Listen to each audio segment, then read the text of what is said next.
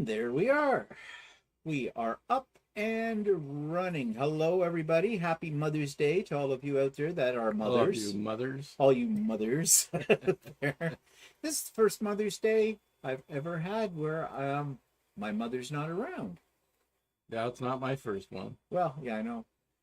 Well, at least I don't have to worry about what to get her Yeah. with all of that. So, who's here? Hi, Judy. Hi, Donna. Hi, March. Hi, Marlene. I have a feeling we'll be a little lighter today on numbers because I'm sure lots of people are doing things for their mothers or with their mothers or whatever because of Mother's Day. Hi, Angel.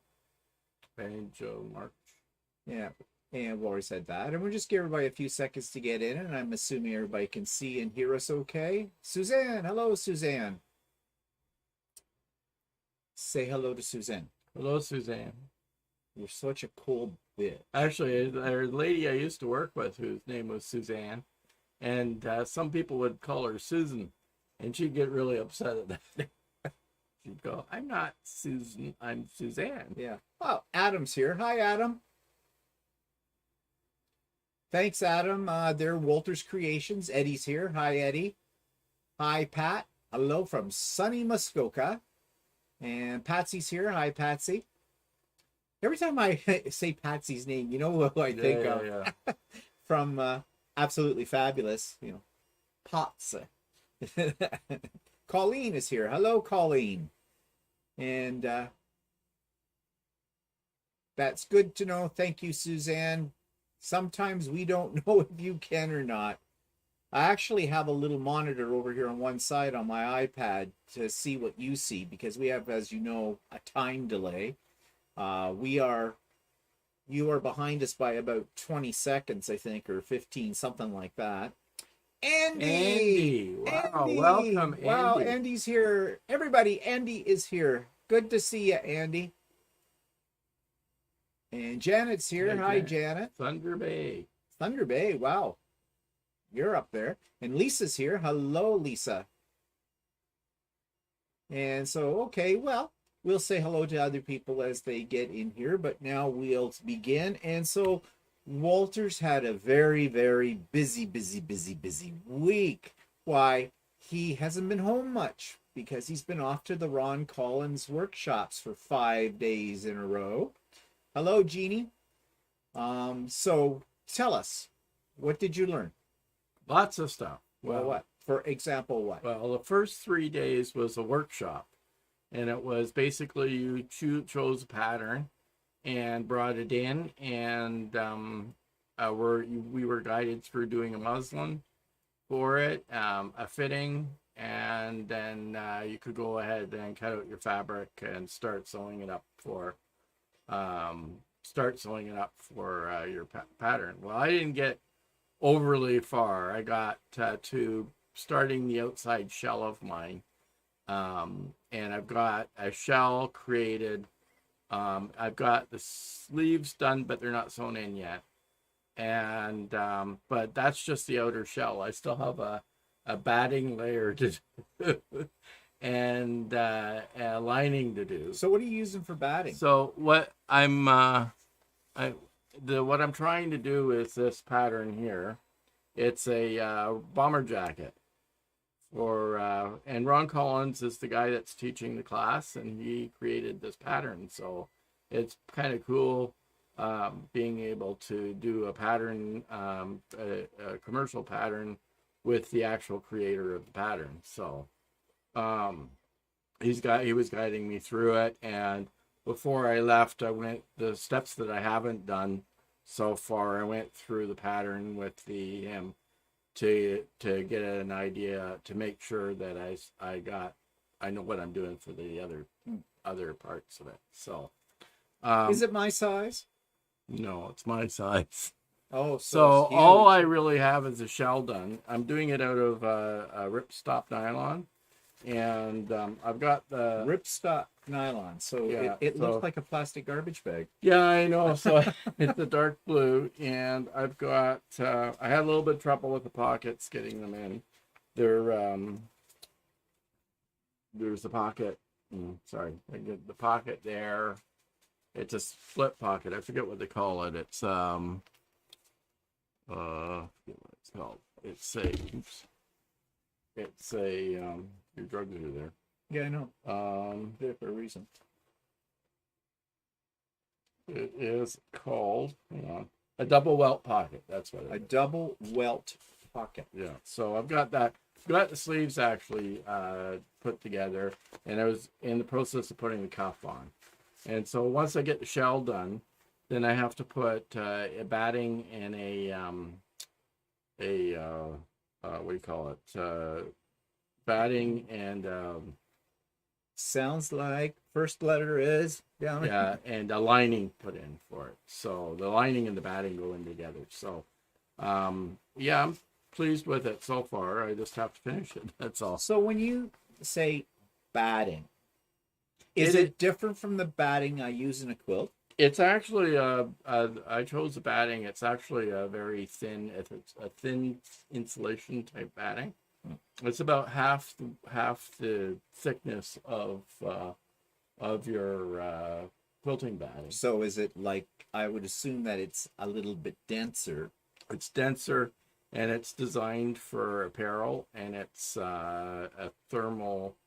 I forget what it is. It's under Hobbs batting, but it's a type of Hobbs batting. Oh, is it? It's like thermal something or another, and it's designed for garments because it has a layer on the outside of it that will not resist bearding and migration. And migration meaning that it moves around on the inside. Oh, right. okay. So some of the original jacket is quilted on the outside, and he had suggested that I'd not bother with the quilting, probably because it will go too slow.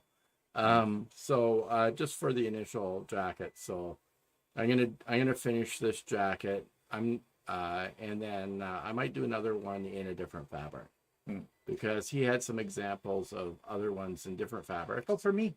And I really like the other fabrics better than what I chose to do it in. Okay. So What Angel says, what do you use for batting? yeah, Thermore. That's what it's called. Thermore, It's okay. Thermore. Yeah. Yeah. Well, okay. So that was when I dropped off your parcel there on the first day. That jacket that he was wearing, is that the one that you're making? Yeah, similar Yeah. Okay. to that. It's Yeah. kind of a nice jacket. Yeah, and actually he had it done in a faux leather, and he also had it done in waffle knit, and it looked really nice in the waffle knit. I And really what's a liked it. waffle knit? It's Can you eat it? yeah, it's a waffle pattern. It's sort of like almost like a jersey, not jersey. What do you call it? Fleece, but it's waffle. Oh. It's a knitted fabric. Well, is that they call it a waffle because it's got kind of a It's crisscross kind of weave? a crisscross weave. Yeah. Okay. But That's what it's I was really, thinking. really nice, and I sort of got directions on how to do that with the waffle stuff as well. So it's a little different. You have to line it and stuff like that. So And okay, so that's, and what else did you learn at this workshop? But Okay, before you well- do that, I just want to say hello to a few people that have come on here since you were talking away. Kat's here from Chicago. Hi, Kat. Hi, Angel. Wendy's here. Lisa's here from Kentucky. Laura's here. I think I said hello to Julia, but in case I didn't, she says going to be so sexy. Em is here. Hi, Em. And Christine is here from Woodville, Ontario. And Eddie has a question. Stephen, how many blocks did you end up making yesterday? We'll come to that, Eddie. Hold that thought. So, okay, so the first 3 days were focused on our individual projects. Everybody had a different thing that they were doing. Like I was doing this bomber jacket. Another lady was doing another type of more of a suit style jacket. The guy that organized it was doing a suit top jacket. And basically he had most of the jacket done, but he was in the process of lining it, so he was getting some assistance with the lining.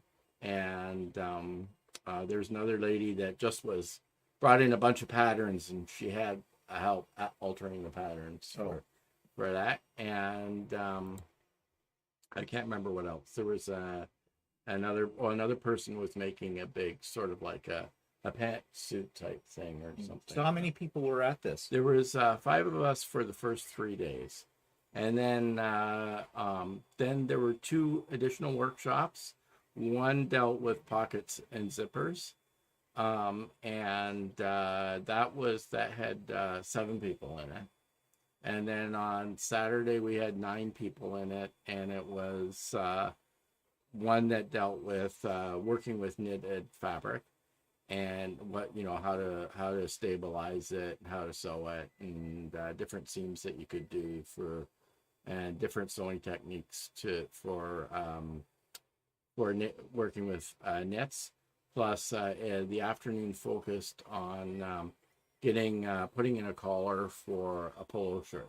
It's a kind of a difficult concept to do that. So, because I've tried a couple of polo shirts, and getting the collar right is kind of confusing.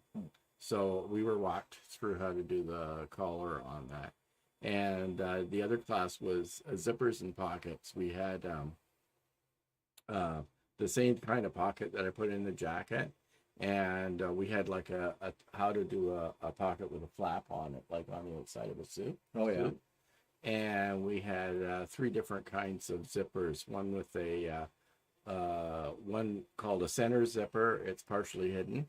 And there's another zipper that had the flap in front of it that's similar to like your fly front on your pants, but with a smaller flap that you can put in a side or something. It's more for women for if they put a skirt. Oh, I suppose, yeah.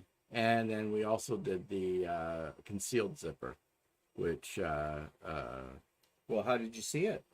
I don't know. I couldn't see it. It was hidden. It was concealed. Also, we had some tips on how to. One big problem when you're putting zippers in is how to sew around the what do you call it? The separating. I don't know what you call it. I don't. The tag. The tag that separates. The tag. What do you call it? I don't know what you call it. The zipper thing. This thing. What do you call that? The Pole? zipper pull. Yeah. How do you get around that? Now, one suggestion was to get a zipper that's a little longer than what your project is, right? And put it in higher than what your project is, right? So that you don't have to sew around the zipper pull, right? And if it's a nylon zipper, you can just chop off the top of it, right? And then enclose it so that so that you don't have to sew around the zipper pull. Okay, I'm just thinking about bag making. What I'm thinking about, if you have a garment, you've got the top. If you've got a garment and you're putting it into like a skirt or a pair of pants, right? Yeah. And you put your zipper higher up than where your belt line is, right? So what happens is that all you have to do is sew around the bottom part, right? Mm-hmm. And then you pull the zipper part down, right? And sew across the top. Yeah. Right? And it's hidden into your what, in your waistband? Your waistband or whatever. Your zipper's installed, but you don't have to sew around the zipper part. Oh, okay. The zipper pull. So yeah, I don't really understand, but that's okay. I don't know. I mean, it may be clear to you, but I don't do these things, so yeah. I'm not Well, sure. anyway, so there was that sort of thing, and all kinds of other kind of techniques that are kind of interesting. Adam says the Sinclair Patterns men's polo is a great way of doing a polo if ever looking for a pattern. Yeah, actually, I've done some Sinclair patterns as well. I haven't done the polo. I did the Wardrobe by Me polo. And the only problem with Wardrobe by Me is sometimes their instructions aren't all the best. Sinclair patterns, the instructions are pretty good on them. Are they? Yeah. Well, Adam knows because Adam's store was closed too. So anyways, but I'm just looking here to say hello to people I've missed. Janice, hello. And hello, Shirley. And Marie's here. Hello, Marie. Yeah, Marchand says you do the same thing when making bags, too. Yeah, well, that's what I was thinking too. But the way Walter explains things doesn't necessarily I would understand what he's talking about, because he visualizes it in his mind and he thinks he's explaining it very clearly. But don't let Walter ever try to teach you anything, because it won't happen. Okay. Yeah. So anyways, but yeah, I kind of got the concept, but I was thinking it was like doing a bag, because Yeah. you do that something like that when you do a bag. I haven't done a bag in a while though, but I was thinking the other day actually I should do another bag. I've got these patterns, plus I've got equipment. I've got this one for this big Mary Poppins bag, and I've bought the frame and everything for it, and yeah, did that about a year ago. I haven't done anything with it. So that's what you did. So it was well worth the what you spend total? That's a little bit pricey. The 3-day workshop was $380. Yeah. And the individual workshops were $140 each. So but you're getting like the 3-day course. There's only 5 of us in there, so we had sort of undivided attention for the guy teaching the class, which was really good. And then the other, he is a very good teacher, so yeah, well, it's well worth, especially with some of the nut jobs you had in that class, like one that shall not be named, that couldn't shut her mouth and didn't know how to wind a bobbin. Yeah. Are you staring in space or what? No, it says Marchand says, I think my brain and Walter's would work really well together, because I can't explain anything to my friend Gail, because her brain doesn't work the same way as mine does. Yeah, well, March, your brain works. Not sure about Walter's. We're still... See, I can visualize things, and Steve can't visualize anything, so... No, that's true. I can't. I cannot visualize. Well, I have a vision, but it's never the same. It's never quite right with it all. So you did that. So you paid over $600 for 5 days, but you learned lots. It sounds like. Yeah, I mean, go to a regular school, and you pay a lot. Yeah, yeah. Oh, I know. Too, well, I mean, so. I didn't think I was out of the way for what you were learning and everything. So, and with only 5 of you in the class, that was pretty good. Yeah. So didn't you have Shirley from Ultimate Sewing came over yesterday? Yesterday, because she was trying to promote her new cover stitch machine, which is Janome. Janome has a new cover stitch machine. It's a Janome 3000 or something, and yeah, it's a really nice cover stitch machine. But that isn't new. No, the 3000 is brand new. Yeah, they had a 3000. They have a 900. Yeah, right, was my bottom of the line one. They have a 1000 and a 2000. They've always had that. Okay. But the 3000 is a brand new one. Okay, I guess I was the 3000 uses 5 up to 5 spools of thread. And why do you have that many spools of thread? Because it will do, it's hard to explain, but it will do a cross-hatched type pattern on both sides. Oh. Right, so that you can, do fancy t-shirts and stuff like that. Oh. It's got most cover stitch machines only have a lower looper and 2 or 3 needles, right? Yeah. This one has a lower looper, 3 needles, and an upper looper. No, and so when it comes to threading it, is it like an air thread? No, you have to thread it. Have they made it easier? But it's the lower looper is very easy to thread. So. Well, the one you've got now. It's really easy to thread too, because all I have to do is I pull the lower looper out of the way and just thread it through. It's not that hard. So, okay, so then that brings up the question as, how are you doing on my shirt? Yeah, I still have to hem those. Yeah. They're short sleeve, aren't they? Yeah. Well, it's getting warm. Yeah, okay. I will do that. Mm. But I was busy this week. Papa needs new clothing. I'm getting tired of these shirts you made last year. I'm wearing last year's shirts. Oh my God. But okay, so and I'm taking another class tomorrow night for another but that one's I still have to cut it out. So yeah, but that one's online with with Brandon, regular ones too. My regular teacher. Yeah. So how many weeks does that go for? That's only a two-week class or whatever because we've already done that shirt, only a slightly different version of it, and so it's 2-week class. Speedy. So when do you figure the shirt will be done from that class? What, September, October? It'll be done. Yeah, done like hamburger. Yeah, or whatever. Done like dinner. So you had all that thrill, and my goodness, you were busy. Well, I was busy screwing up. busy swearing, eh? maybe if I had a few choice words for a few things, but anyway, so um I had there was Craft and Chat this past week, and some of you were there, and thank you for coming because you kept me happy, and I didn't feel so lonely since Walter was not here. Not that I see him during the day, anyways. He's upstairs in his room, locked away, doing whatever he does up there. Um, Certainly isn't cleaning up your room, like hoarder. I did clean it up a bit today. Oh yeah, what, you moved this dust bunny over to that side? Yeah. Like you've got names for dust bunnies. They're like pets in there. I've seen the move. I don't have as much room as you have. You know, you could have worked down here too. We talked about Oh that Lord, design. no. You said no. You didn't want to do it. I don't want to be working So in here. don't put it on me.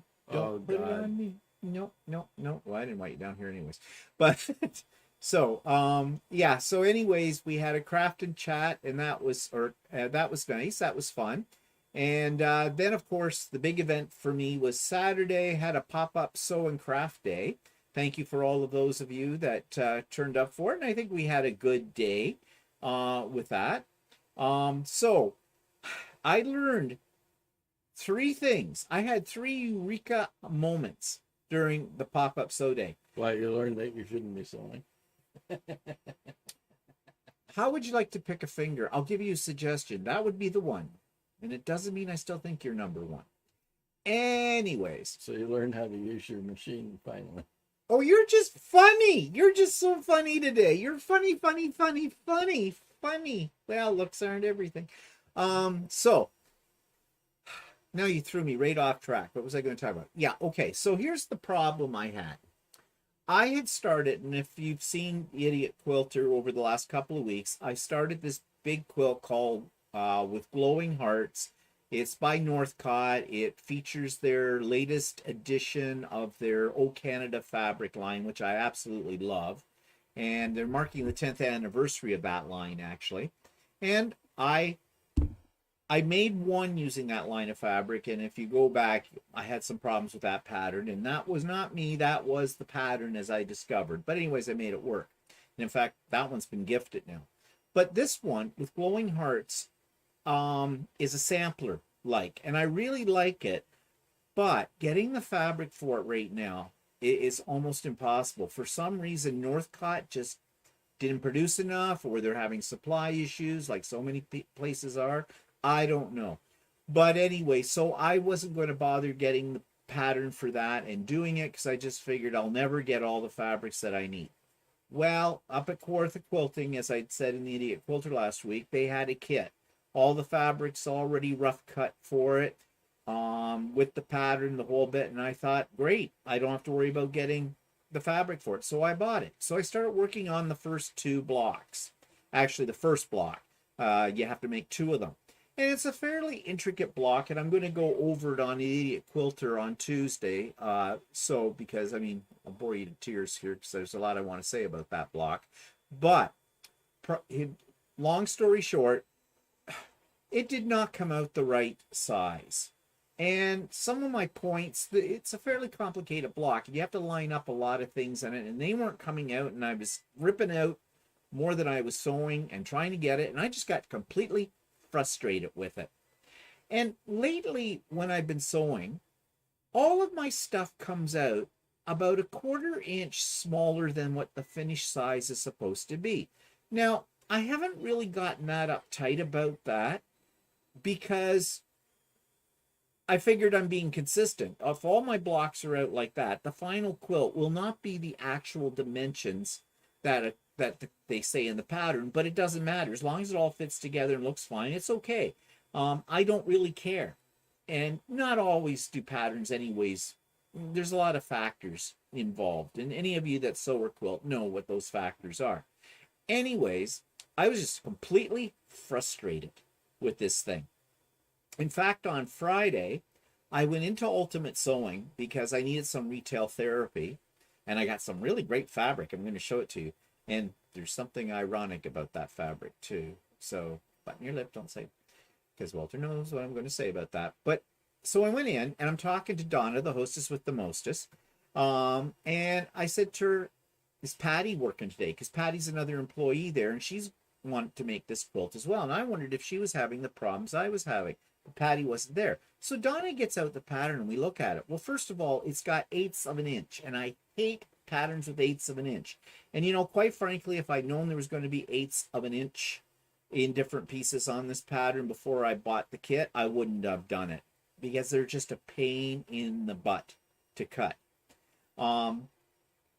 But I was telling her what my problems were, and she's looking at it and she's going, yeah, that's issue. But why don't you make the blocks, like cut the pieces, you know, 1/8 of an inch larger, so they come out to like a 1/2 inch or 1/4 inch or that kind of thing, and then you trim them down. And I said, yeah, that's what I wanted to do. In fact, that's how I started cutting the pieces. But guess what? In the pattern, they don't tell you how big each of the finished pieces are going to be. So when you're making half square triangles and things like that, and this is kind of technical, and I know for some of you it's like, never mind. Needless to say, if I'd had the finished dimensions of each of these blocks or each of these pieces of the blocks, I might have been able to have done it a little better. Anyways, I got really frustrated with the whole thing, and I decided, okay, I'm not going to scrap it. I'm just going to put it away, and I'll come back to it some other time when I think I might be up for the challenge of this. I don't like leaving a project unfinished, but this one, it was giving me a headache. And lately, things that I've been making have been giving me a headache. Like, remember the Easy Bargello? Okay. I had a little problems with that too. So I'm telling people about this on the pop-up so day and whatnot. And of course, I have heard this before, that if your 1/4 inch seam allowance is out, it's going to cause problems. And I know that. But I use a foot with an edge guide on it, which should be fail proof. Guess what? It's not. I find that people were talking about the fact that your fabric can curl up against it and you can't see it when it does that, and this can cause you lots of problems. And you know, you might put you out by 1/8 of an inch, but that compounds over all the pieces you're putting together for a block. So I thought I'd do a little experiment. I have a special foot with my M7 called the HP 1/4 inch foot. It does not have a guide on it. So I hooked that all up and decided to do an experiment. Eureka. My God. When I was finished doing my experimental blocks, which is not the block I was just talking about, but other ones, they came out perfect. They came out exactly the size that they were supposed to come out. So today, I went ahead and redid that block I had all the problems with. Guess what? No problem matching up points, no cutting off points, and it came out exactly the measurements that the pattern said it should come out to when you got the block finished. I'm ecstatic. I'm absolutely ecstatic about this. So the thing is, I call myself an idiot quilter because I knew that. I knew that your 1/4 inch has to be right, but I tried everything. But I was using this stupid foot with the edge guide. Shouldn't you have maybe used what they call the scant 1/4 inch? So, well, you can't with the edge guide. I'm sure you can. Well, you can, but I don't. But I never have any luck with scant 1/4 inch. That'll be my next thing. Now with this other foot, it could be up there. And why are you telling me what I should do? You're an asshole. But anyways, I was really, really excited about that. Like, so beware, if you watch Idiot Quilter, I will be talking about that in more detail on Tuesday. The other eureka moment was I had a couple of seams that just would not lay down. And because what I was cutting was on the bias, you got to be careful with that because it stretches your fabric, right? Well, sitting right in front of me is a clapper. You know, it's a little wooden piece of wood. It was Walter's. He gave it to me. He got a more elaborate one. And I have heard people say, yeah, put this down on top of your seam just after you've you ironed it, and it'll put the seam right down in no time. Yeah, and I went, yeah, really? And I have never used it. So I decided to try it. My God, it works. Holy crap. I couldn't believe something so simple could work that way. So that was my second eureka moment. My third eureka moment was, I'm looking at the tension, my thread. My stitches weren't looking right. Now, my sewing machine has auto tension on it, and I never adjust that. And I thought, well, did I hit something by accident and throw it off auto? And that, nope, it was still there. So I'm thinking, well, maybe I should clean out my machine. Now, I clean my machines regularly. But I went in with a brush. I got a couple of little buddies out of it and that kind of thing. I gave it a little drop of oil and everything like that. Still, these stitches are looking weird. So then I thought, well, maybe I should change my needle. Well, in the process of changing my needle, I noticed that my thread had wrapped around, like spiraled around my needle a couple of times or one time. And guess what? That's all it takes. When I rethreaded my machine and fix that problem up, no problem. So yeah, you would think something as simple as that would not cause you grief, but yes, it does. So yeah, I had a very productive weekend on that. Now Eddie asked me a question. He wanted to know if I got any more blocks done. You see, I'd given up on that one project, and I decided I'd do something simple, and I'd use my Accuquilt. So I thought I would do a couple of blocks that were, came with one of the books that I got with the Accuquilt, and maybe throw together a quickie that I knew, I'm thinking in my mind, that's not going to give me a lot of problems, right? Just to clear my palette, sort of a thing out of that. So I'm doing these, and it's very simple, and I'm laying them out on my design wall as I do them, and then of course they weren't coming out the size they were supposed to, but then I figured out this thing with the foot, right? But then I was getting kind of bored with that, and I keep my orphan blocks from projects, and I've made a couple of quilts before where I've basically fit all these orphan blocks together and started a quilt. So I started that, and that's what Eddie's talking about. No, Eddie, I didn't get any more blocks done, and I put that back into its little box because now that I've discovered that I can work on this other quilt, I'm going to work on this other quilt. And actually, I was looking at it this morning, that one row I did, and I was going, I don't know if I like this. So anyways, I may go back to it someday when I get in the mood to do that kind of thing. So what are people saying? Oh, hi, Fidel. Yeah, he's boasting it's hot and warm there. Yeah, he's always boasting it's hot and warm there. It's Mexico. It's always hot and warm there. They miss saying hello to anybody. I'm just looking down the list. Oh, what's people saying here? We got the brain. Yeah, we got that. Sorry, I had to cut out so soon. Really wished I could have gotten back to you. Well, it's not a problem, March. You know how I run these. It's come and go as you please. Very relaxed. And sure, Maria, you were busy. I know that. Of course, I didn't see Fidel at the pop-up sew day or on It's too hot Chat. for him to sew. Oh, it's just too hot. Yeah, there's always an excuse, isn't there, with Fidel?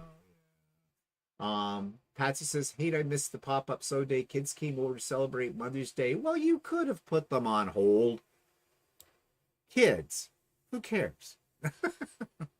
Barb, oh hi Barb. Late to the party. Sorry, that's okay, Barb. Better late than never. Laura says, "Aren't patterns supposed to tell you the finished dimensions of pieces?" Yes, Laura, most good patterns do. And in fact, the person who wrote this pattern, Shirley at Ultimate Sewing, didn't have any kind words for that individual. She said, I won't bring into the store any of this person's patterns because they're horrible. So, yeah. I always pick the horrible patterns. Patsy says, "I love the HP foot for piecing." Yeah, I do now too. I'm sold. And oops. Get out of there. Was it? And I missed that. Oh my gosh, I'm going to go yank the 1/4-inch foot off my Janome and try another one. Yeah, and this is something people were telling me too. I have heard more than one person say that they think it was Janome machines that they were having a problem with their 1/4-inch. I don't think so. If you're using the edge guide foot, that might be the problem because apparently they can bend, but you won't notice that it's necessarily bent because it's not like, well, yeah, if it was bent way out, but they're pretty strong. They're like a spring steel. So, I mean, I took my finger and tried to see if I could bend it, and it didn't seem to bend, or if it's loose. But I think the problem is you can't see your fabric underneath your needle with that there, and sometimes your fabric moves over and it can start to sort of curl just a little bit up against the edge foot, and that's going to throw out your measurements. With the other foot, the HP one, you can see exactly where your fabric is and how it's lying. So, yeah. I'm definitely a disciple of that now. Yeah, I don't work with quarter inch or scant quarter inch, and I mean Walter's just bringing that up to be a shit disturber. Because do you use a scant quarter inch when you make shirts? No. When I do use a 1/4 inch foot when I want to do a top stitch on something. And do you do a quarter inch, just a scant quarter inch? No, I just do a regular 1/4 inch. Okay. So what you're telling us is like you don't know what you're talking about. Okay. Oh, Marlene says should read Accufeed. Yeah. Yeah, okay. Accufeed for that too. Yeah, will work. And now Eddie says, Stephen, does that mean the curse of the old Canada fabric has been lifted? No, Marlene said the HP Accused, which is I see. Okay. Also has a dual 1/4 inch foot. Yeah, I've got that. In fact, I tried that yesterday too. But I like the one that isn't the Accufeed. Actually, I use it sometimes. Actually all day yesterday at my workshop. I was using the dual feed 1/4 inch. Actually, it's HP foot or whatever. Yeah, well, I tried the Accufeed HP foot, but what I found is it was gripping my fabric, but it was I was using batiks, and batiks are a little bit slippery. And although, well, it was not that so much, it was getting it underneath. It wasn't grabbing. Yeah, what happens is that at the very edge, it doesn't grab at the end as well, so it can be annoying. Yeah, so I wasn't getting I was getting a little bird's nest at the beginning of it, and I was using some leaders and enders with it to avoid that problem. But I like the HP, the solid foot. That's not the Accufeed better for what I was doing. Oh yeah. Fidel says, I completely forgot about yesterday. Please do it again. I'm not going to tell you when, Fidel. I'll make you suffer. Geez, Fidel, you're not that old, really. You're losing your memory? Oh, I'm kidding you. Angel says, nope, I have an edge guide for my baby lock, and if I sew starch fabric with it, it pushes the guide out a bit. Yeah. So, although they seem like a good idea, I guess there can be problems with all of that. So I was talking about that easy Bargello, and I didn't know what I was going to do with it. So I'm just going to show you what I did with it. And actually, it wasn't as bad as I thought. You can be the judge of that. Let me just go here. Okay, so there it is. It hangs up in our front hallway.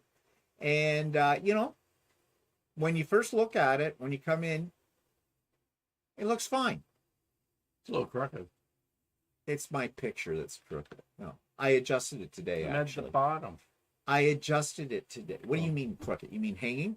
Yeah. Well, I adjusted it today, so that's not like that. Geez, everybody's a critic. So anyways, yeah, that's where it is now, and it does fine for that. So, yeah, chalk it up to experience. And I did say that I did do a little retail therapy on Friday because I was getting a little antsy wanting to get out. And I saw this. When I walked in the door, they had all of this sitting right there on display at the front of the door. And I said, yeah, I'll take 2 meters of it all. Give me 2 meters of each one, please. And so they did. Of course, poor Lynn, one of the employees there, she said, oh, now I have to take down my display. I said, sorry. But I loved it. But, it looked familiar to me. So I'm looking at this and I'm thinking, why does this look familiar? Now, I was thinking it was like the big box of fat quarters that Walter bought me at Christmas. And, but I didn't think it was quite like that. But anyways, I liked it, so I got some. Yeah, so I sent a picture to Walter because I'm thinking, make nice shirts, with that. He writes back, yeah, well, I got you some of that for Christmas. It was in a fat quarter bundle. 2 fat quarter bundles, I think.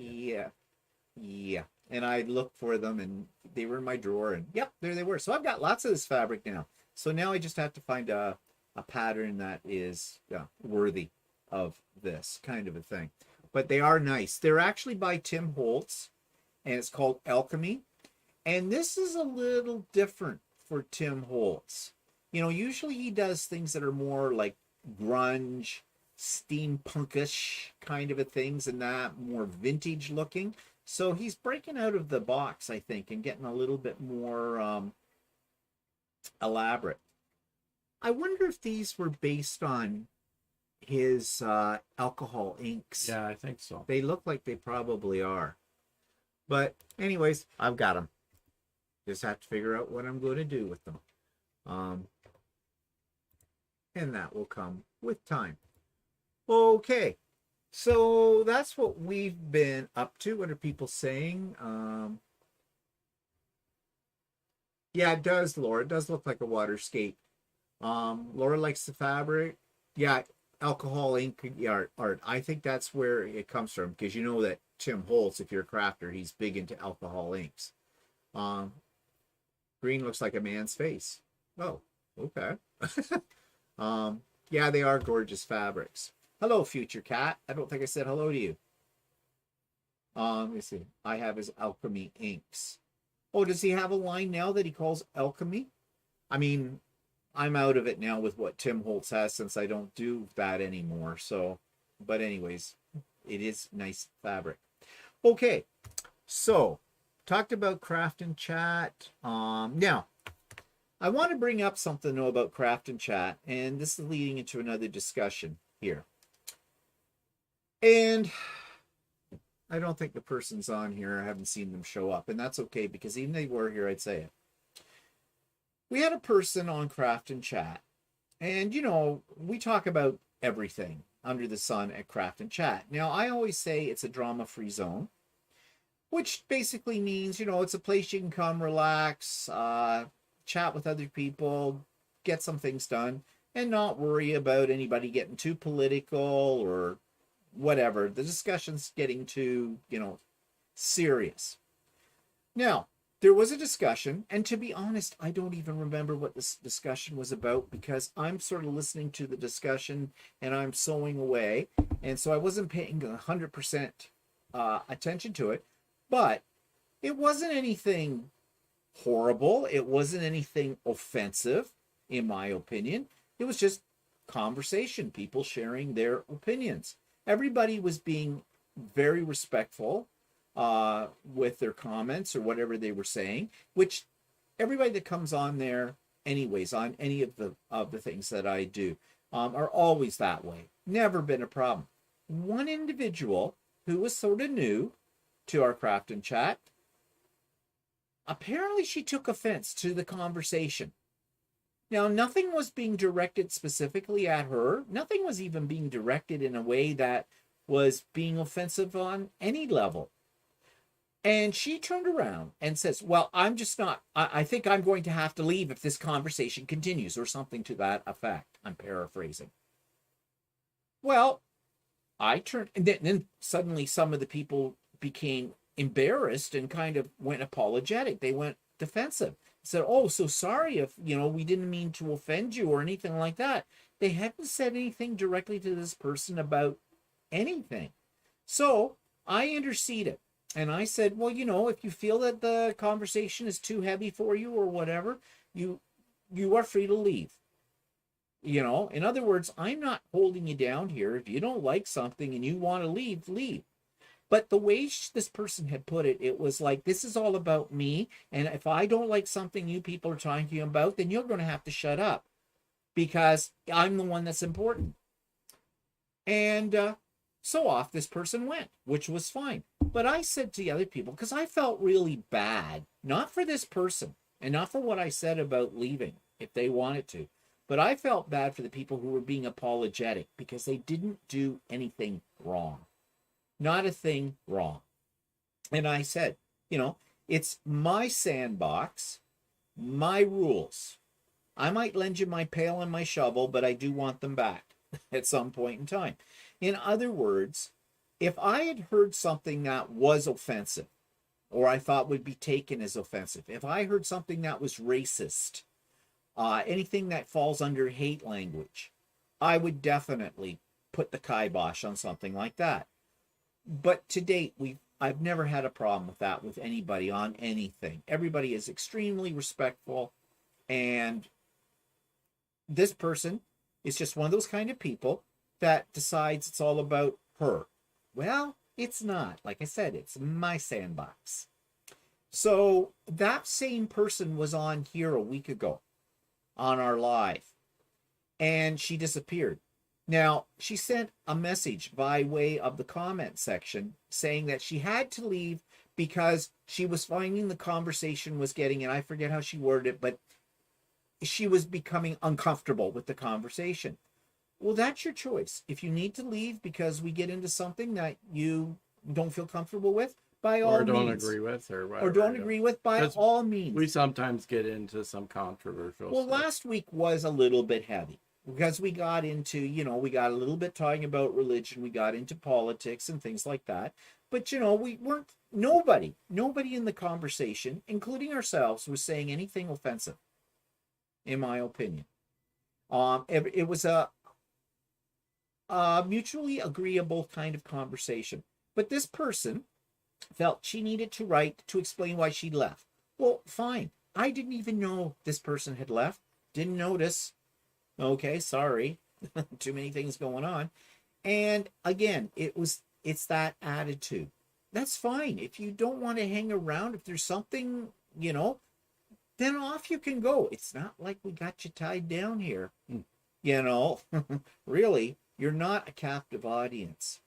Yeah, if you're watching something on TV and you don't like what you're watching, you turn the channel, off, right? So, but this brought up the whole issue here that, and we talked about it on the Craft and Chat as well. My goal here when we have lives or when I do Craft and Chat or the pop-up sewing days is that it's fun. I'm all about just having fun, a good time. It's not a place to get into hot and heavy topics that could be offensive to people. As I said, I will moderate those kind of conversations, but to date, I've never had to do that. Never. I have found that the people that come here onto the things that we put up are delightful. They're very respectful. They're very nice people. So, obviously, it wasn't going in the way that this person thought, and that's fine because, quite frankly, I don't want that kind of person. And if she unsubscribes from me, so be it. It's just, I guess I'm just not for her. That's fine. We're not for her. That's okay. That's not hurting my feelings, okay, over that. So anyways, what are people talking about here?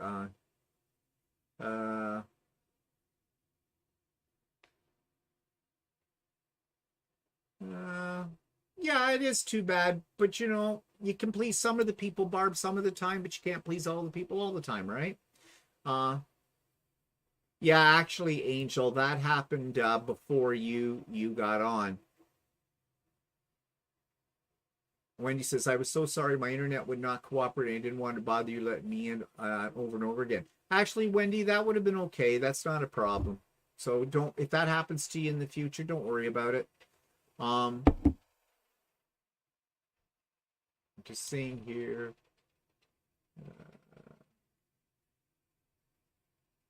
Laura says, this is really a great group. That's too bad that happened, but you can't please everyone, I guess. The thing that upset me a little bit was it was because it made other people feel uncomfortable. They were apologizing. And I thought there was nothing to apologize for. And I told everybody that. Yes, Janice, sometimes maybe it is too real. I don't know. But anyways, I don't see that individual on here, and I don't think I ever will. And you want to know something? That's just fine. We're not for her. So there's lots to choose from out there in the YouTube world. So anyways, I don't know if Adam is still here or not. I hope he is. But Adam and I, you will be seeing more of Adam. Adam has a YouTube channel called Adam Sews. He's in England. He is a sewist. He is a quilter. He makes great little, I don't know what you call them, figures, animal figures and things like that. He sells those as well on a store. And he graciously agreed to do an interview with me. So that interview will be up on Tuesday with Adam. and it was really nice. I really enjoy interviewing males, especially because just to show that, you know, we're out there too. We're doing all this kind of stuff. So I think you're really going to like the interview. And it was great meeting him. And I'm hoping that I can stay in touch with Adam as well. Maybe someday we can do a collab, be cooperative, something at one point. So that's coming up. Oh, March says, I don't think anybody said anything to her except hello once you popped in. Once she popped in. Oh, okay, I got it now. Yeah, really, no. So, but we're not going to worry about it because it's not worth worrying about. But I just thought I'd bring it up. Yeah. So, interview with Adam. I'm sure you're going to enjoy it. Looking for more people to interview, and I have somebody on here that I don't want to put her on the spot, so I won't say who it is right now because we're just in the negotiation phase of it right now. But you know who you are. I don't bite unless you want me to. And that'll be a totally different interview.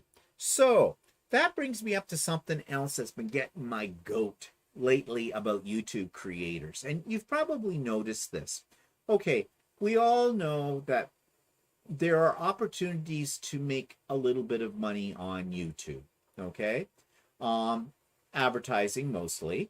And I think, yeah, on this Pop-Up So Day yesterday, somebody said they really found it annoying when, you know, you're watching something and suddenly this ad comes up and you can't skip by it and you have to wait, or, you know, it gives you that little countdown that says, you know, you can skip it in 5 seconds or whatever, and you got to push the thing.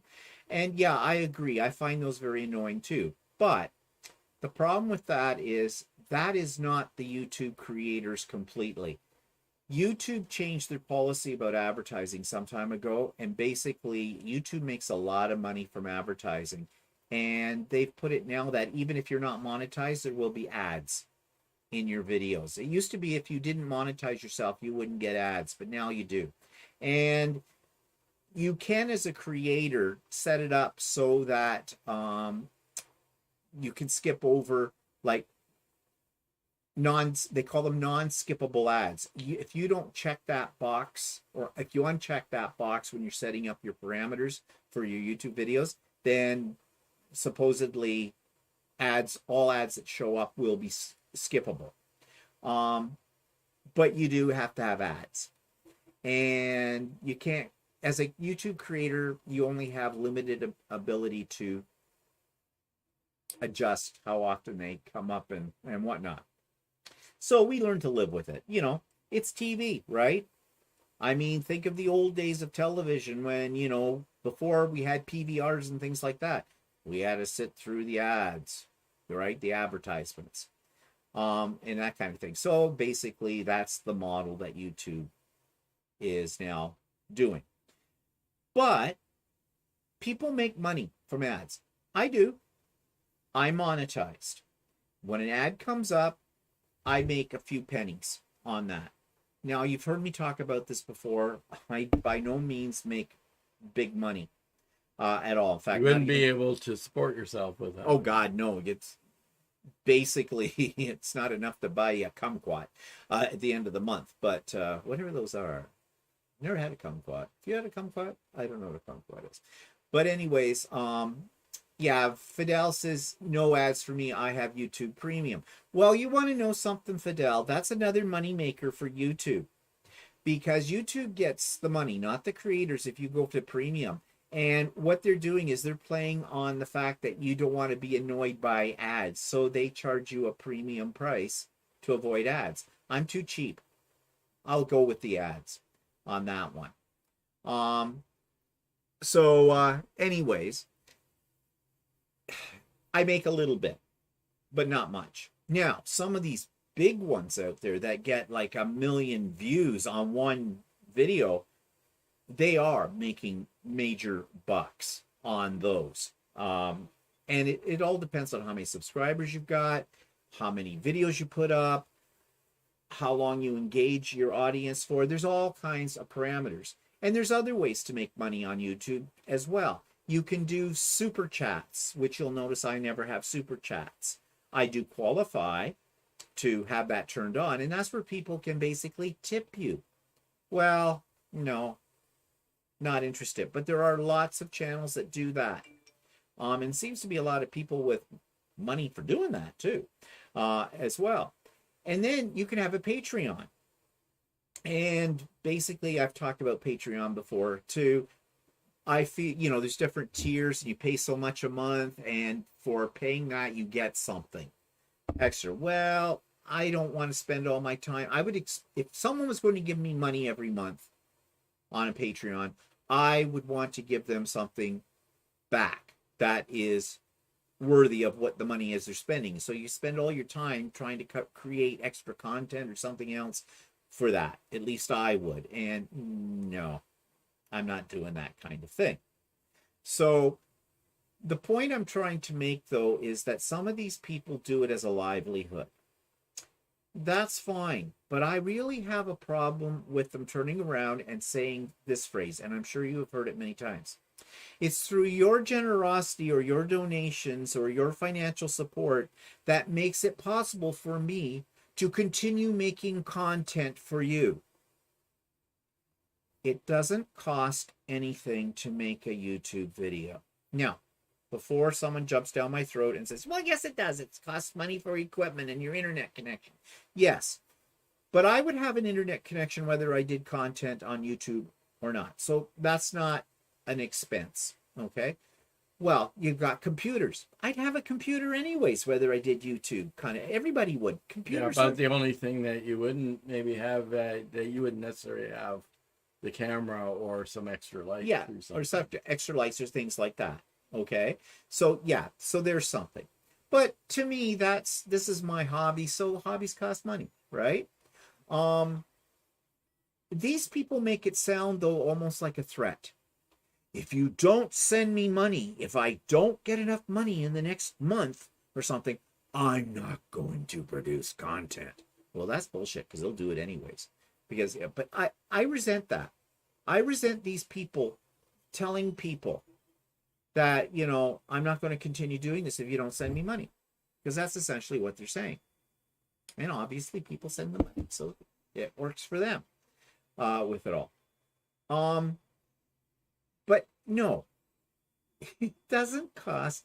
YouTube does not charge you to put up a YouTube video. Yes, how did they get their revenue? From the ads. Okay, I suppose you could twist that around and say, well, yeah, they are, because, you know, the ads, those bring in money and all that kind of stuff. I suppose, if you want to look at it that way. But I do not do that, because I think it's a form of begging. And the other thing I got is, then why do these people need to make a living off of YouTube? Why can't they get a real job? Really? Okay, that easy money. But is it easy? Like, it depends. Like, you look at some of these videos. Now, editing. Editing is a huge thing. Well, it's not for me, because I don't edit. I know. Probably looks obvious that I don't. But I don't. You know why? Because I've got a life. And my life does not revolve around YouTube. Although, you might think so, because I put up about 5 videos a week. But it's a hobby. I enjoy doing it. If it's something you enjoy doing, then yeah, that's fine. Okay? But these people will start to whine and go, oh, you know, I have to edit this and I had to edit that and everything. Now, there are people who are perfectionists. They're not like me, who just slops it on, you know, kind of a deal. And that's fine. You know, they want to put their best foot forward. They take pride in their work, and that's fine. Okay? But some people make it harder on themselves too, because they edit everything. Give you an example. Ever watch Karen Brown of Just Get It Done Quilts? Great videos. She spends hours editing, because there is a cut after every sentence she says. Every sentence. Don't believe me? It could be a drinking game. You'll be drunk within 5 minutes. Watch it. watch the cuts. But she's not the only one. she's not- There's no. lots Yeah. of that. We're using her as an example, but lots of YouTube videos you can see the cuts because you see like you'll see a jump in the video, and it tons of editing in some of these videos, and they spend a lot of time doing Yeah. it. Now, I'm not saying anything negative about Karen Brown. Not at all. I watch her all the time. She's got good quality videos up in the whole bit. But what I'm saying is I'm just using her as an example, and there are many others, where there is a cut after every sentence. And that is time consuming. And in my way of thinking, it's not worth it. So you trip over your words every now and then. It's human. It's human to do that kind of thing. I mean, yeah, if you really botched it up, then you might want to cut something out. Or if you end up being interrupted or something like that, you might want to do an edit. So, but I don't think people should worry about that. So I just say here what people are saying on this. I mean, I'm not saying it's bad to be, concerned about being like you want to put your best foot forward. Okay. So if that means a lot of editing, fine. I think I'm trying to back up here to see what people said.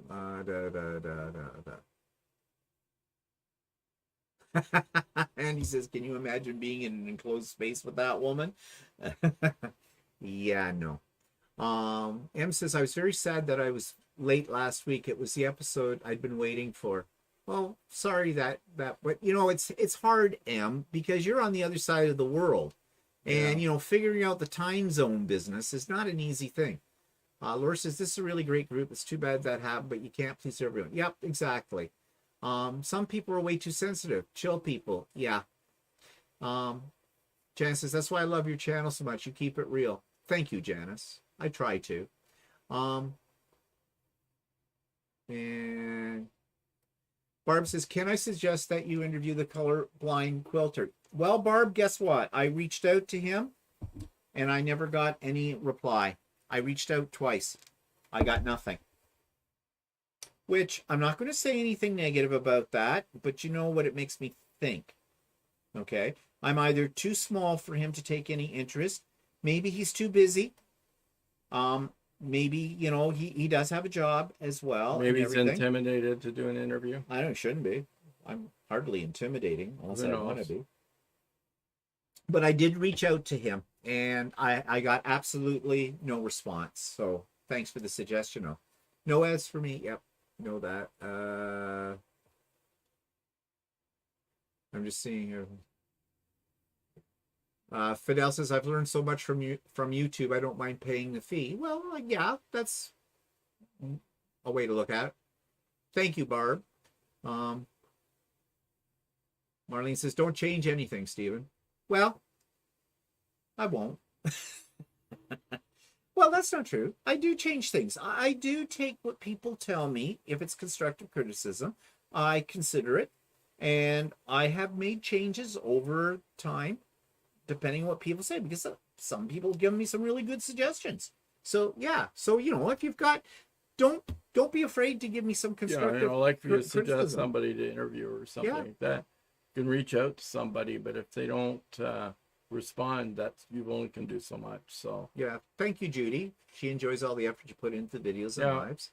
Can we bring up the one thing that I find annoying? What's that? Well, some like most people, I mean, YouTube has its ads and everything else, and like you said, you monetize, so you get a small amount of money from doing that.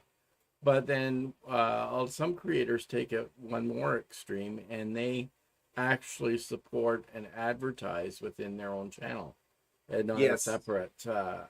Like they get a sponsor for, I think Skillshare's a big one, and there's other ones like that. Skillshare's just on top of my mind. But then within their video, they put a little commercial that they've created themselves, promoting the sponsor for their video. And it annoys me because that's a commercial you can't skip. Yeah. And it's like product placement or something like that. It's just, I guess that people that pay premium would end up getting that as well, because that's part of the created content. And that's how they get around the ones that Yeah. have premium. They embed the commercial right in their content.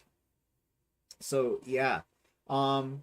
Now Marie says editing while exporting is very time consuming. Yeah, that is, Marie. I agree with you on that. Depends on your computer technology that you have, how fast your processor is, and the whole bit.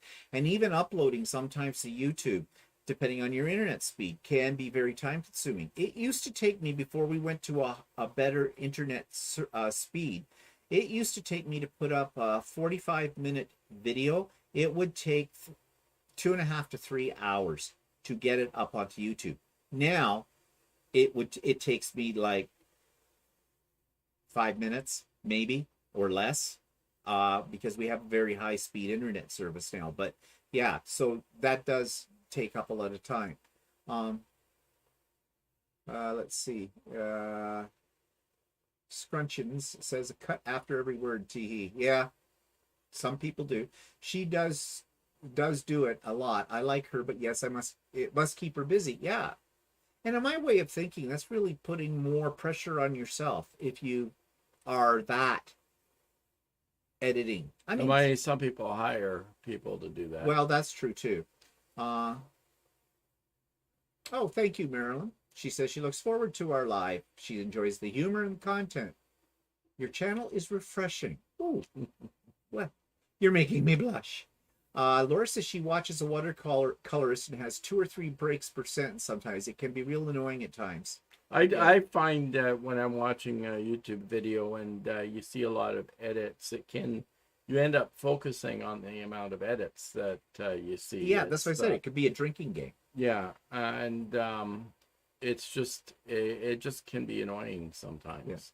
I mean, I don't mind if somebody edits once in a while or something like that. Sometimes they do something and they need to cut it out or something. Yeah, well, like Marie says, I leave mistakes or word issues, but I cut scenes between going from ironing to sewing. Yeah, I do that too. I make some of, especially on the Idiot Quilter, I pre-record some little chunks that I cut too. I've already made those, that kind of thing, because it's just easier to do. Well, some people get intimidated with talking online, so they may stumble across their words and things like that. So, I think that's where a lot of cuts come from too. And then they get uptight that they've stumbled across words, or they get tongue-tied. Or I don't. I get tongue-tied all the time, and I go, oh.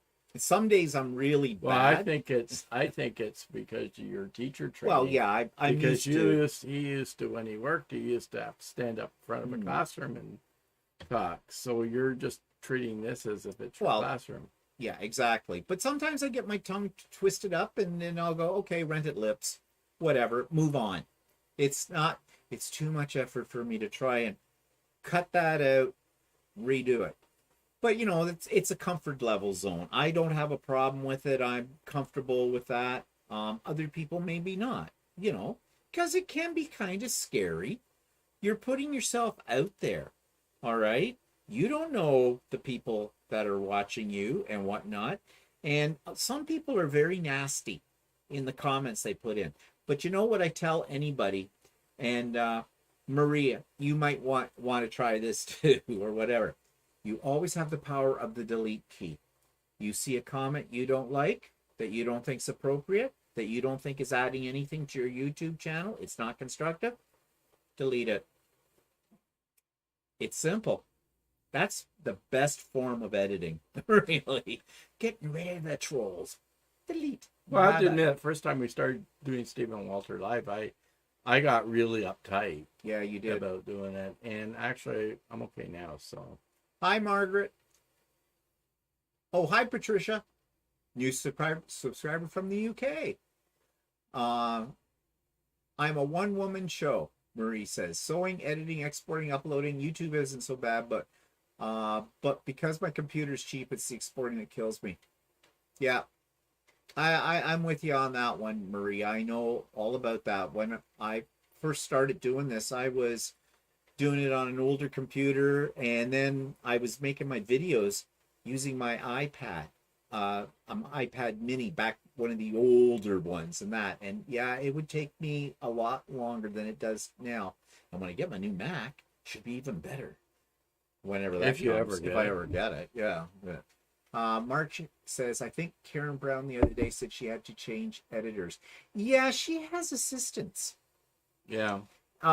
Yeah, and I heard that too because I watch her all the time as well. So, boy,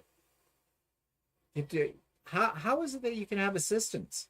Well, she has a lot of viewers, so. Well, yeah, she does, and she's got one of those plaques from YouTube, which I'll never get. But yeah, so well, she's big time. But I mean, again, I just want to make sure people understand I am not being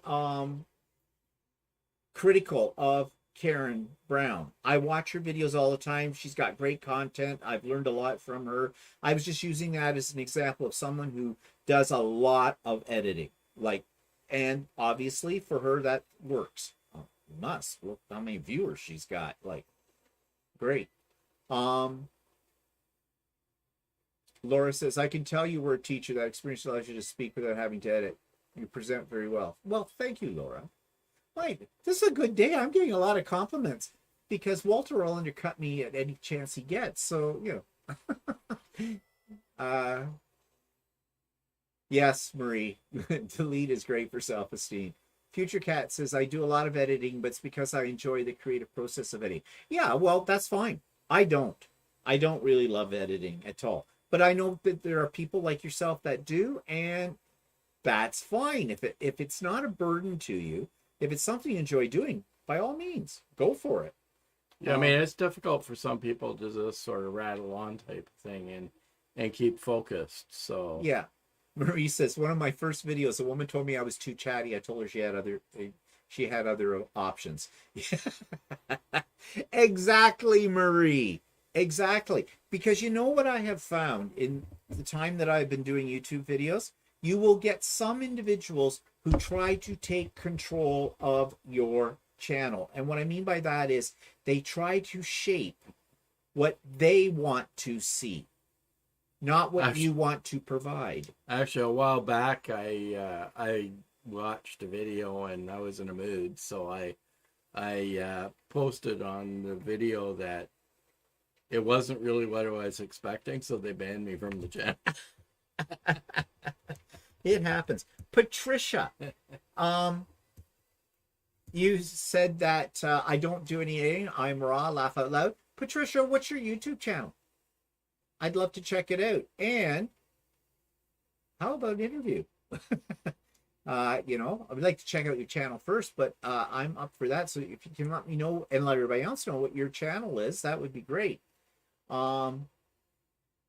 Yes, and that's Marie's channel as well. And I should have mentioned it, but I haven't reviewed Marie's channel yet, but that's because I'd like to do that when I interview Marie.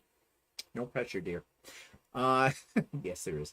Barb, there are so many choices. You could have just moved on. I don't understand why everyone thinks everything needs a comment. Yeah, now that's another good point. And I was thinking that the other day. If you analyze the comments that come through, sometimes it's people make comments out of a need to be recognized. It's, you know, for whatever reason that is, but it's, I'm trying to choose my words carefully here because I don't want to offend anybody, but some people just have to make a comment to make their presence known. And I don't write reply. I read all the comments. My system is set up so that as soon as somebody writes a comment on one of my videos, it comes to me as in my email. And my email is always on. And it's set up to check every 5 minutes for new stuff. Sometimes I will comment. I will write back. If someone asks me a specific question, I will try to answer it. If somebody is just making a comment out of the goodness of their heart, like, hi, hope you're doing fine, or they make one of those kind of comments that's kind of generic, I don't necessarily respond to that because I could spend all day responding to the comments. And like I said, this is a hobby, and I have other hobbies as well. But it doesn't mean I don't read them. And if there is something there that I genuinely feel that I should make a response to, I will. Okay. But I can't answer them all. Yeah, Marie says, yes, they need their own channel. Patricia Hurt said that it's the same name in XX.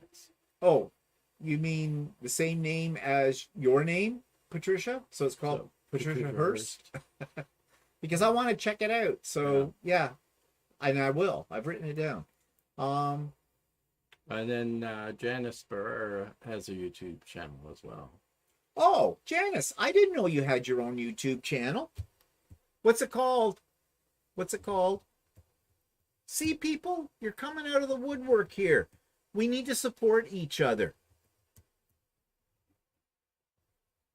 So I will check that out too. So Janice, want an interview? Oh, okay, Marie's emailing me now. Yay.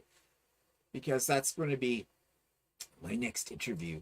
And I've been watching Marie's channel, and she's got a lot there to offer. So do check out Marie's Scrappy Creations if you haven't already. Oh, yes, my name XXX. So you got a triple X. Oh, okay. Are the X's part of the name, or are you just kissing us? I'm so confused. It is. But I will definitely check that all out. So, anyways, I was just got thinking about, there's so much out there on YouTube. You just can't keep up with it at all. I subscribe to over 300 or 400 channels. Not that I watch those ones on a regular basis. I have the ones that I do, but I'm always searching for new ones to check out because you always learn something. It is like Google on steroids in a sense, because I just looked up something today about sewing curves and stuff. There is always something there for you. New Quilting Life with Janice. Okay, Janice. I will be looking that up. New Quilting Life with Janice. Okay, great. Just kisses. Okay, Patricia. And I'll be looking up yours as well. So, anyways, the other thing we're going to talk about, or a little bit, but I don't know how much of this we'll talk about. Election time is in full swing here in Ontario for provincial. And we're getting phone calls and surveys and ads on TV and on YouTube. There's ads on YouTube for our election. And they're all making pie in the sky. Twitter, yeah, they're all making pie in the sky. Promises like politicians do. But it's just ridiculous. Some of the things that they are promising are just going way overboard. Like the Liberals are talking about buck a ride. That seems to be an expression that comes from Doug Ford, because when he ran in the last election, he's our premier now, he was offering, as an election promise, buck a beer. You could get beer for $1. So, of course, the provincial government wasn't doing anything to do that. They just turned around and asked the beer companies to produce beer for $1. Yeah. When is election day? June 2nd. June 2nd is election day. It's for the province of Ontario. Yeah. And it's a question of like dumb, dumber, and dumbest. So which one do you vote for? You try to go for the one that's the least dumb, but that's not an easy choice because they're all just effing stupid. I mean, I can't remember, well, possibly the last election and provincial election, like 3 years ago or whenever that was, when we had it. It was more than 3 years ago. Was it 4 years ago? Yeah. Well, they can only go for 4 years before they can. So it must. I was still working when they went. Oh God, how time flies when you're having misery. So yeah, the choices are not good at all. No, Like they're really I'm weak. very disillusioned. Yeah, but I'm still going to vote. But like I said, it's just going to be a matter of which idiot I think will do the least harm to put in, because they're all idiots. They really are. So that's coming up, and so we'll hear more, and they're making all kinds of pie in the sky promises, and they never seem to tell you what these little things are going to cost.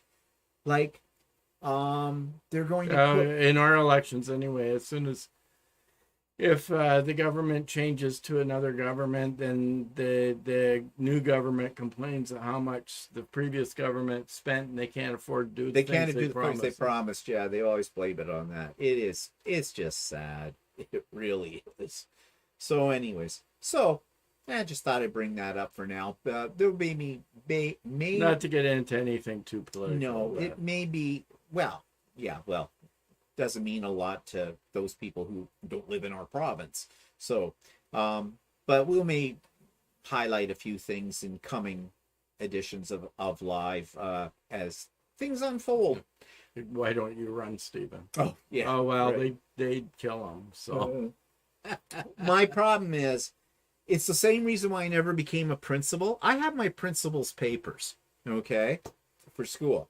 I have all the qualifications to be a principal.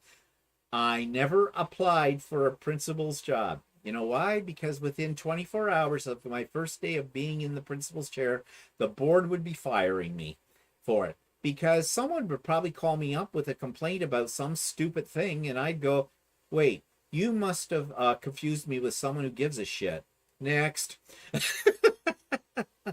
Or someone would walk in my office and be all in tears about something and whatnot. And, and when I go, suck it up, buttercup, let's move on to the next one. No, I was the head of my department for many, many years. And my philosophy was stop when you're ahead, because I could still be a teacher but I still had just enough power to, control things to a certain degree. And that was enough for me out of all of that. To be a principal meant I was no longer a teacher. I was an administrator, and I didn't want those headaches. And like I said, they'd fire me. So, yeah. And so politics would be the same way, because I'd probably get up there and go, you said what? you don't Gee, have a you're thick enough stupid. skin to be in politics. What? You saying I'm sensitive? I don't know. I live with you. God, I've got a really thick skin. It's not like to get a compliment out of you. It's once every blue moon. Like, try to blame me for the spilt wine the other night too. That was your fault totally. Your hand, No, your glass. it Oh yeah, wasn't. yeah, here we go. Blame me. Oh no. I'm still looking at the blood splatter. That's what it looks like on the carpet. Yeah, but whatever. Yeah. So I hope everybody has a good Mother's Day for those of you that are mothers. And I mean that in the nicest sense of the word. So what are people doing? Are people being taken out for dinner, having people cook dinner for you? Well, no, that Patsy, it was yesterday, so. Yeah, true. With it. Yes, Barb, I have no filter. And I know that. And I should have one, but I don't have one. So that's why I like the Australians. Because they have a very light filter system, too. They just tell it the way it is. And I really find that quite refreshing. Instead of walking around like you're on broken glass all the time, every time you open your mouth, you might say something that's going to offend somebody. So, I don't know. So, what are people doing for Mother's Day? Tell me. I don't have a mother anymore. We don't have mothers. I'm not complaining. We just... Yeah, my mother passed away in 2009. And as you know, my mother passed away in November, this past November. Barb says her daughter's cooking dinner tonight, and I dropped off flowers at my mom's place. Yeah, That's I used to nice. get my mom flowers. Yeah. At Mother's Day. I used to buy my mother her hanging baskets for her porch on her house. Because quite honestly, what else can you get them? And My we'd mother always liked flowers. Yeah. She never bought any for herself, so she always got her some at Mother's Day. And then, of course, one of us would have, like, my mother over for dinner, and when my father was still alive, too, and that kind of thing. Getting Chinese food, don't have to cook. That sounds good, Judy. Yep. Angel, I worked. Oh, Angel worked. Okay. Angel, you work a lot. Yeah. But somebody's got to keep those peppers coming. And we thank you for your service. Because I can't live without my peppers, okay? They go into everything. So what else is everybody else doing? Or Are some of you just going to sit in a corner and open up a can of cold beans and cry? I don't know. I hope not. I hope that's not the way it is for you. But Well, not everybody's a mother on there. well, oh yeah, that's I'm true. going for an ice cream sundae in a bit. Ooh. As Betsy said. Ooh, well, that's one of my favorite food groups, ice cream. Yeah. Filters aren't any fun. Yeah. I'm watching you as my mother passed in 2011. Oh, sorry to hear that. I work to buy more fabric. Yes. Yep. That's where my pension money goes. Yeah. So, you know, people, I could buy more fabric if you put more likes on our YouTube, you know, and support us because I need money for fabric. Yeah. Whatever. Mary says, I have COVID, so not doing anything. Oh, that's too bad, Sorry to Marilyn. hear that. Not feeling too bad. The main thing is a bad sore throat. COVID is not gone, and I have been triple vaxxed. Yeah, I know. This Well, I hope you worries get me. over it soon. Sounds like you're on your way for it. Yeah, good.